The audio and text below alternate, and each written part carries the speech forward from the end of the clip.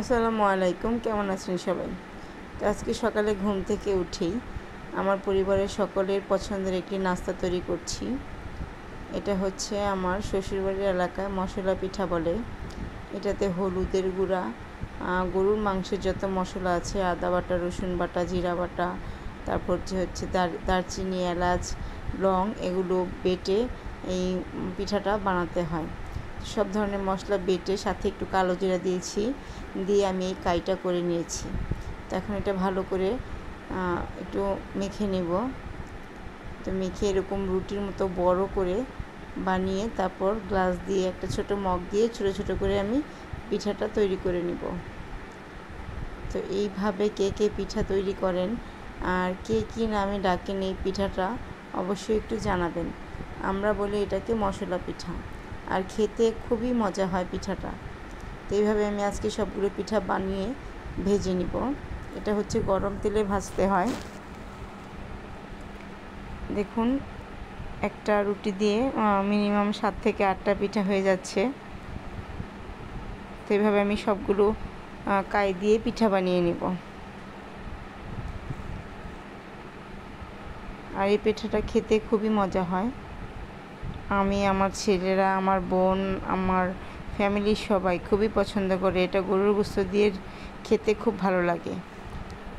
তো ভেজে নিব এখন। ভাজা শেষ, আমরা নাস্তা খেতে বসেছি। আজকে যেহেতু দুপুরে রান্না নেই, নাস্তা খেয়ে আমরা আরেক জায়গায় চলে যাব, দাওয়াত আছে ওইখানে। তো ওরা বাপ ছেলে খাচ্ছে, সাথে আমিও খাচ্ছি বসে বসে। পিঠাটা কেমন হলো বলার আগেই, জিজ্ঞেস করার আগে ওরা বলে দিল খুব মজা হয়েছে। তো আমরা মা ছেলে দুষ্টামি করছি আর খাচ্ছি নাস্তাটা। তো নাস্তা এখন খাওয়া কমপ্লিট করে আমরা একটু ক্যারাম খেলতে বসবো। আমার ছেলের আবদার ক্যারাম খেলতে হবে। তো বসে পড়লাম। একদান ক্যারাম বোর্ড খেলে তারপর হচ্ছে আমরা বাহিরে যাব একটু ঘুরতে। তো আমি আর আমার ছোট ছেলে হচ্ছে এক টিম, আমার বড় ছেলে আর হচ্ছে ওর আব্বু এক টিম। আসলে এভাবে ফ্যামিলির সাথে ক্যারাম বোর্ড খেলতে বা যে কোনো বিষয়েই সময় কাটাতে আমার কাছে খুবই ভালো লাগে। আর আমার ছেলেরা তো একদম পাগল এই ক্যারাম বোর্ড খেলার জন্য।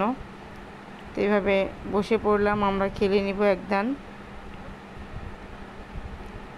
একটা ম্যাচ খেলে তারপর হচ্ছে বাহিরের উদ্দেশ্যে চলে যাব।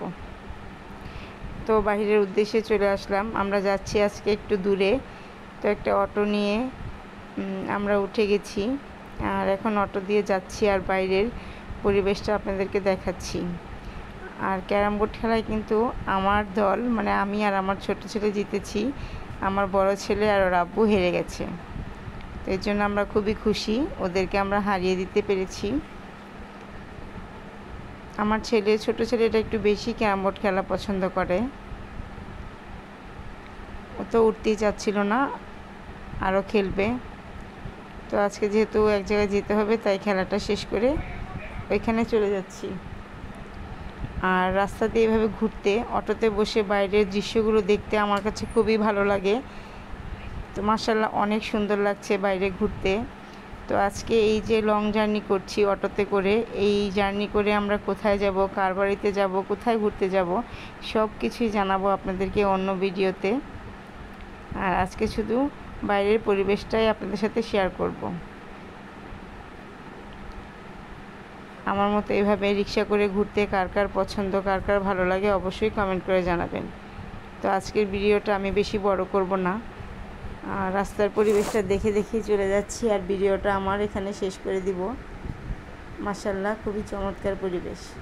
তো আজকের ভিডিওটা এই পর্যন্ত। সবাই ভালো থাকবেন, সুস্থ